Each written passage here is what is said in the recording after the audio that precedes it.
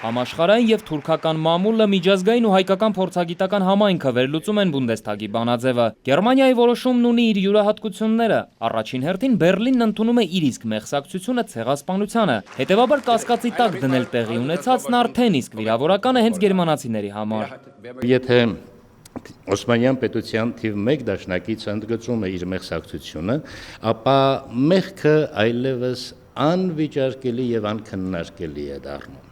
Բանաձևի մյուս յուրահատկությունն այն է, որ ցեղասպանությունը ճանաչում է թուրքերի շրջանում ավանդաբար ամենամտերիմ արևմտյան բարեկամի համբավ ունեցող երկիրը, որտեղ ապրում են միլիոնավոր թուրքեր։ Հետևաբար ազդեցությունը նաև Թուրքիայի ներսում կարող է զգալի լինել։ Չի բացառվում ցեղասպանության թեմայի ներքին քննարկումների կտրուկ ակտիվացում, ինչն ուղղակիորեն հակասելու է պետական քաղաքականությանը, դրանից բխող հետևանքներով։ Սրանով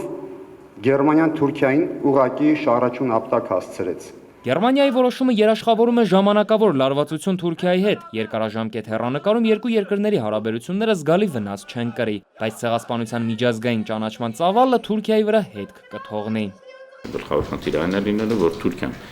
գա այն ճնշման մակարդակին կամ ճնշման աստիճանին, որ ինքը գիտակցի, որ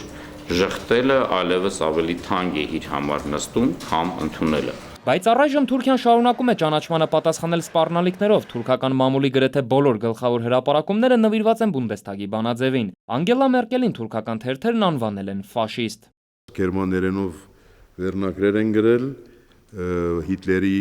թորները մեզ են մեղադրում ցեղասպանությամբ եւ այլն այսպիսի մոտեցումներով։ Հակառակ պատկերն է միջազգային մամուլում։ Աշխարհի գրեթե բոլոր առաջատար լրատվամիջոցները ընդգծել են, որ Գերմանիան ընդունել է իր մեղսակցությունն այն հանցանքին, որը Թուրքիան մերժում է։ Իսկ New York Times-ի խմբագրականի այսօրվա վերնագիրն է «Այո, ցեղասպանություններ»։ Դավիթ Սարգսյան, Խաչատուր Եսայան, ժամը լրատվական։